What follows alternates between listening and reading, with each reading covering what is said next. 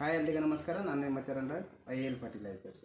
ಇವತ್ತು ಎಲ್ಲ ಆಲ್ಮೋಸ್ಟ್ ಶುಂಠಿ ಬೆಳೆಗಾರರಿಗೆ ಗೊತ್ತಿದೆ ಯಾವ ರೀತಿ ರೋಗ ಬರ್ತಿದೆ ಅಂತ ಹೇಳಿ. ಯಾವುದೆಲ್ಲ ಕೆಮಿಕಲ್ಸ್ ಯೂಸ್ ಮಾಡ್ತಾಯಿದ್ದೀರಾ, ಮೆಟಲಾಕ್ಸಿಲ್ ಆಗಿರ್ಬೋದು, ಕಾರ್ಬನ್ ಡೈಸಿಮ್ ಮ್ಯಾಂಕೋಜೆಬು, ಕೆಲವೊಬ್ಬರು COCನ ಯೂಸ್ ಮಾಡ್ತಾಯಿದ್ದೀರಾ. ಆದರೂ ಕೂಡ ರೋಗಗಳು ಯಾವುದೂ ಕಂಟ್ರೋಲಿಗೆ ಸಿಗ್ತಾ ಇಲ್ಲ.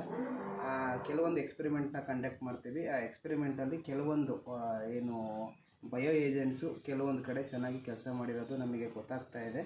ಆ ಒಂದು ಬೇಸ್ ಮೇಲೆ ಯಾವ ರೀತಿ ಕಲ್ಚರ್ಸ್ನ ರೆಡಿ ಮಾಡಿಕೊಂಡು ನೀವು ರೋಗ ಬರೋದಕ್ಕಿಂತ ಮುಂಚೆ ಮೊದಲೇ ನೀವೇನಾದ್ರು ಯೂಸ್ ಮಾಡಿದ್ದಾಗಿದ್ದಲ್ಲಿ, ರೋಗ ಬರೋಕ್ಕಿಂತ ಮುಂಚೆ ಪ್ರಿಕಾಷನರಿಯಾಗಿ ಯೂಸ್ ಮಾಡಿದ್ದಲ್ಲಿ ಯಾವುದೇ ರೀತಿ ರೋಗಗಳು ಬರೋದಿಲ್ಲ. ಮೊದಲಿಗೆ ಏನೆಲ್ಲ ಮಾಡಬೇಕಂದ್ರೆ, ನಮ್ಮಲ್ಲಿ 5 ರೀತಿಯ ಕಲ್ಚರ್ಗಳಿದ್ದಾವೆ. 5 ರೀತಿ ಕಲ್ಚರ್ಸು ಯಾವುದಿದೆ ಅಂಥೇಳಿ, ಒಂದು ಶಿಲೀಂಧ್ರದಿಂದ ಬರೋ ರೋಗಗಳನ್ನ ಕಂಟ್ರೋಲ್ ಮಾಡ್ತದೆ, ಇನ್ನೊಂದು ಬ್ಯಾಕ್ಟೀರಿಯಾದಿಂದ ಬರೋವಂಥ ರೋಗಗಳನ್ನ ಕಂಟ್ರೋಲ್ ಮಾಡ್ತದೆ, ಕೆಲವೊಂದು ನೆಮಟೋಡ್ಸು ಜಂತುಹುಳುಗಳಿಂದ ಬರೋವಂಥ ಶಿಲೀಂಧ್ರಗಳನ್ನ ಜಂತುಹುಳುಗಳನ್ನು ಇದು ಕಂಟ್ರೋಲ್ ಮಾಡ್ತಾ ಹೋಗ್ತದೆ. ಮೊದಲಿಗೆ ಏನೆಲ್ಲ ಮಾಡಬೇಕಂದ್ರೆ, ಈ ಥರ 5 ಬ್ಯಾರಲಿಗೆ ಫಸ್ಟು 5 ಬಕೆಟನ್ನು ತಗೊಂಡು ನೀರನ್ನು ತುಂಬ್ಕೊಬೇಕಾಗ್ತದೆ ಅರ್ಧ ಭಾಗ. ನಂತರ ಈ ಥರ ಬೆಲ್ಲ, ಆರ್ಗ್ಯಾನಿಕ್ ಬೆಲ್ಲ, ಕಪ್ಪು ಬೆಲ್ಲ ಆದರೆ ಇನ್ನೂ ಒಳ್ಳೆಯದು. ಬೆಲ್ಲನ ಹಾಕಿ ಒಂದು ಅರ್ಧ kg ಅಷ್ಟು ಬೆಲ್ಲನ ಹಾಕಬೇಕಾಗ್ತದೆ. ಹೀಗೆ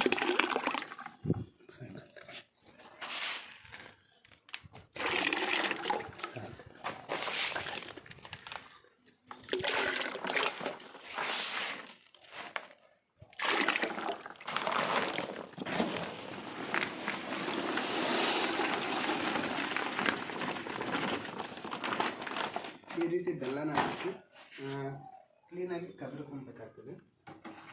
ಸ್ವಲ್ಪ ಕರಗಿದ ಮೇಲೆ ಇದು ಮೇಜರಾಗಿ ಟ್ರೈಕೋಡರ್ಮ ವಿರಿಡೆ ಏನು ಕೆಲಸ ಮಾಡುತ್ತೆ, ಶಿಲೀಂಧ್ರದಿಂದ ಬರೋ ರೋಗಗಳನ್ನ ಕಂಟ್ರೋಲ್ ಮಾಡ್ತಾ ಹೋಗ್ತದೆ.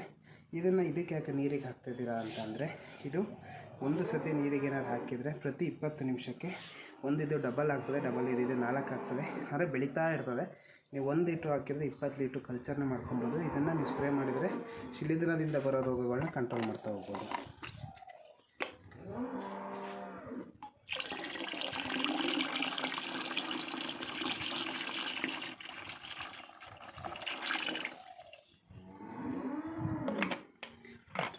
ಟ್ರೈಕೋಡರ್ಮ ಆಯಿತು. ನಂತರ ಇದು ಬಂದು ಅದು ನೈಟ್ರೋಜನ್ ಫಿಕ್ಸಿಂಗ್ ಬ್ಯಾಕ್ಟೀರಿಯಾ, ಅಜಟೋಬ್ಯಾಕ್ಟರು, ರೈಸೋಬಿಯಮ್ಮು, ಮತ್ತು ಕೆಲವೊಂದು phosphorus solubilising bacteria, potash mobilising ಬ್ಯಾಕ್ಟೀರಿಯಾಗಳು ಇರ್ತವೆ. ಈ ಒಂದು ಲಿಕ್ವಿಡ್ ಕನ್ಸರ್ಷಿಯನ್ IAL ಲಿಕ್ವಿಡ್ ಕನ್ಸರ್ಷಿಯ ಯೂಸ್ ಮಾಡೋದ್ರಿಂದ ಭೂಮಿಗೆ ಯಾವುದ್ಯಾವ್ದು ನ್ಯೂಟ್ರಿಯೆಂಟ್ಸ್ ಇದೆ ಗಿಡಕ್ಕೆ ಅವೈಲೇಬಲ್ ಫಾರ್ಮಲ್ಲಿ ಕನ್ವರ್ಟ್ ಮಾಡ್ತಾ ಹೋಗ್ತದೆ.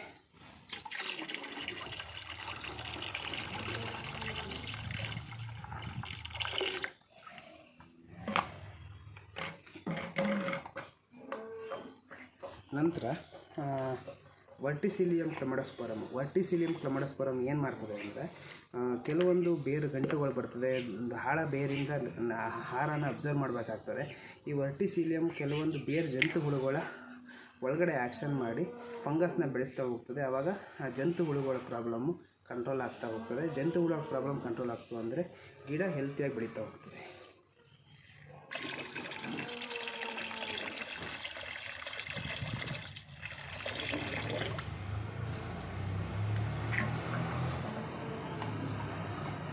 ನಂತರ ಸುಡೋಮೊನಾಸು ಬ್ಯಾಕ್ಟೀರಿಯಾದಿಂದ ಬರುವಂಥ ರೋಗಗಳನ್ನ ಕಂಟ್ರೋಲ್ ಮಾಡ್ತಾ ಹೋಗ್ತದೆ. ಸುಡೋಮೊನಾಸ್ ಏನಂದರೆ, ಕೆಲವೊಂದು ಬ್ಯಾಕ್ಟೀರಿಯಾದಿಂದ ಬರ್ತದೆ. ಪೀಥಿಯಮ್ಮು, ಪೈಟಾಪ್ತೆರಾ ಶಿಲೀಂಧ್ರಗಳಾದರೆ ರಾಲ್ಸ್ಟೋನಿಯಾ, ಇವೆಲ್ಲ ಕೆಲವೊಂದು ಬ್ಯಾಕ್ಟೀರಿಯಾದಿಂದ ಬರ್ತಾ ಹೋಗ್ತದೆ. ಆ ಬ್ಯಾಕ್ಟೀರಿಯಾದಿಂದ ಕಂಟ್ರೋಲ್ ಮಾಡೋಕ್ಕೆ ಸುಡೋಮೊನಾಸ್ನ ಬಳಸ್ತಾ ಹೋಗ್ತಾರೆ.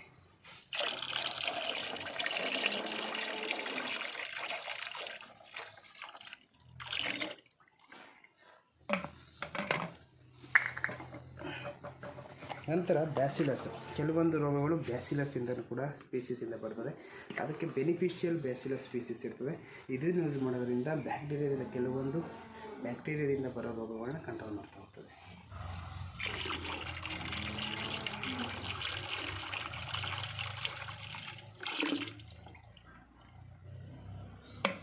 ಈ ರೀತಿ ಆ್ಯಡ್ ಮಾಡಿ, ಈ ರೀತಿ ಎಲ್ಲ ಕಲ್ಚರ್ಸ್ನು ಸಪ್ರೇಟಾಗಿ ಆ್ಯಡ್ ಮಾಡಿ ಎಡದಿಂದ ಬಲಕ್ಕೆ ಒಂದೇ ಡೈರೆಕ್ಷನಲ್ಲಿ ನಮಗೆ ತಿರುಗಿಸ್ತಾ ಬರಬೇಕಾಗ್ತದೆ.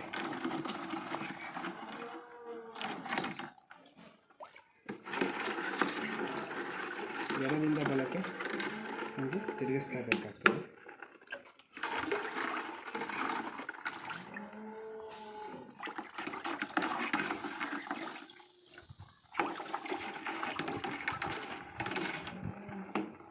ಈಗ ಮಾಡಿದ ನಂತರ ಒಂದು 3 ದಿನಗಳವರೆಗೆ ಇದನ್ನು ಬಿಡ್ತಾ ಹೋಗಬೇಕಾಗ್ತದೆ. ಇದರಲ್ಲಿ ಮಲ್ಟಿಪ್ಲಿಕೇಶನ್ ಸ್ಟಾರ್ಟ್ ಆಗ್ತದೆ. 1 ಇದ್ದಿದ್ದು 2, ಪ್ರತಿದಿನ ಇದನ್ನು ಬೆಳಗ್ಗೆ ಸಂಜೆ ಎರಡು ಬಾರಿ ಎಡದಿಂದ ಬಲಕ್ಕೆ ತಿರುಗಿಸ್ತಾ ಹೋಗಬೇಕಾಗ್ತದೆ. ಮಲ್ಟಿಪ್ಲೈ ಆಗಿದ್ದನ್ನು ನಂತರ ಈ ಥರ ಗೋಣಿ ಚೀಲಗಳನ್ನ ತೆಗೆದುಕೊಂಡು ಮೇಲ್ಗಡೆ ಮುಚ್ಚಬೇಕಾಗ್ತದೆ. ಯಾವುದೇ ರೀತಿ ಬಿಸಿಲು ಬರುತ್ತೆ ರೀತಿ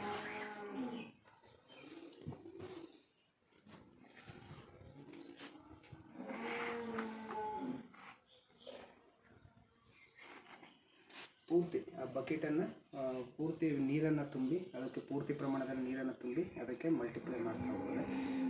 ಈ ರೀತಿ ಮಾಡಿದ್ಮೇಲೆ 3 ರಿಂದ 4 ದಿನಕ್ಕೆ ಪೂರ್ತಿ ನೊರೆ ಬರಲಿಕ್ಕೆ ಸ್ಟಾರ್ಟ್ ಆಗ್ತದೆ. 4 ದಿನ ಆದಮೇಲೆ ನೀವು ಕಲ್ಚರ್ಸ್ನ ಗಿಡಕ್ಕೆ, ಶುಂಠಿಗೆ ಅಥವಾ ಕಾಫಿಗೆ ಮತ್ತು ಬ್ಲ್ಯಾಕ್ ಪೆಪ್ಪರ್ಗೆ, ಕಾಳುಮೆಣಸಿಗೆ ಯೂಸ್ ಮಾಡೋದ್ರಿಂದ ರೋಗನ ಹತೋಟಿಯನ್ನು ಮಾಡ್ಬೋದು.